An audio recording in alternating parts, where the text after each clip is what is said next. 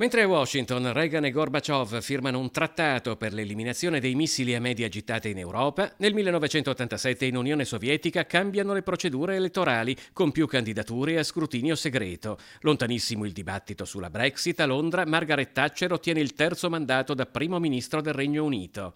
Ma il 1987 è anche l'anno in cui sono prodotti i pantaloni che a tutt'oggi vengono consegnati al personale della Polizia Stradale di Mestre, un simbolo, secondo la segreteria provinciale di Venezia dell'FSP, la Federazione Sindacale di Polizia, di quanto siano trascurate la stradale e la Polizia Ferroviaria di Venezia, Mestre e Portogruaro, un corpo quest'ultimo, secondo i sindacati, dimenticato da tutti.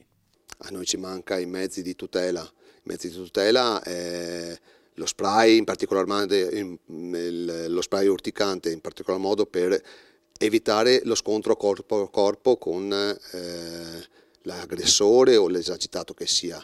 Nonostante il contesto difficile nel quale debbono operare, soprattutto di notte, agli agenti Polfer di Mestre mancano anche i nuovi cinturoni, arrivati ai colleghi delle volanti nell'oramai lontano 2013, molto più versatili e sicuri, e non solo quelli. Lo spray per noi è un'utopia.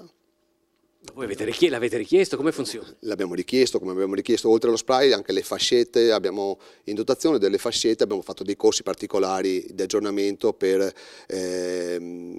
fermare le persone in stato di agitazione, in particolar modo sia in senso aggressivo sia anche in senso violento per se stessi. Le fascette non lo so, non ci sono, non si sono proprio mai viste. E lo spray invece da quanto tempo lo state chiedendo?